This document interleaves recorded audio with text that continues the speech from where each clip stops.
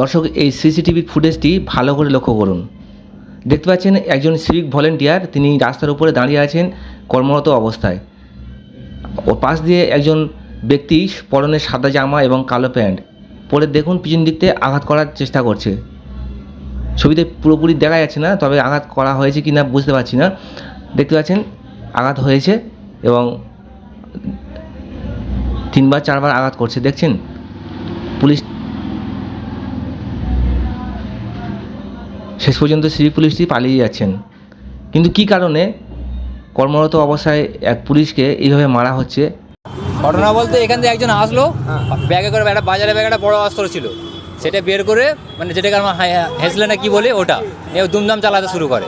আমরা এখানে দাঁড়িয়ে কিন্তু ভয়তে যেতে পারছি না, এতটা মানে ইয়ে ছিল, উল্টোপাল্টা চালাচ্ছে তো আমাদের লেগে যাবে। যখন ও ফেলে ওখানটাই এদিকে এসে দাঁড়ানোর পরে এসে বলছে তোমরা নেট অন করো, মানে সম্ভবত লোকটা ভাইরাল হওয়ার জন্য ওই কাজটা করেছে। এটা এই যে মানে লোকটা যে এসেছিল যে আহত হয়েছে সে কি মানে ও আমাদের সিভিক পুলিশ, মানে আমাদের ট্রাফিক কন্ট্রোল করে। উনি কি ডিউটি করছিল? হ্যাঁ, অন ডিউটি ছিল। ডিউটি অবস্থাতেই ওইটা হয়েছে। যিনি আঘাত করলেন উনি কোন দিক দিয়ে আসে? উনি আসলো এই দিক থেকে, মানে আপনার এই 76 লাইন থেকে হেঁটেই এসেছিল। হেঁটেই এসছে, ওনার বাজারে ব্যাগে একটা অস্ত্রটা নিয়ে এসছে। এসে কি রাস্তার মাঝখানে রাস্তার মাঝখানে হঠাৎ বের করে মানে উল্টোপাল্টাভাবে অস্ত্রটা চালাতে শুরু করলো। এখন কেমন অবস্থা? ও দেখলাম, আমি যতটা দেখলাম যে পিছনে প্রায় 4 ইঞ্চি মতো ফেটে গিয়েছে। মাথায় আঘাত? হ্যাঁ, মাথায় আঘাত হয়েছে।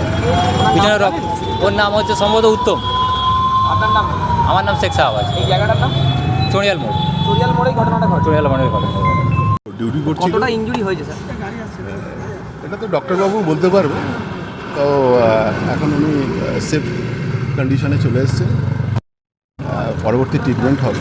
আমাদের বাকি যে ব্যবস্থাগুলো আছে আমরা মারলো সেটা কিছু জানা যায়নি, এটা তদন্ত সাপেক্ষে।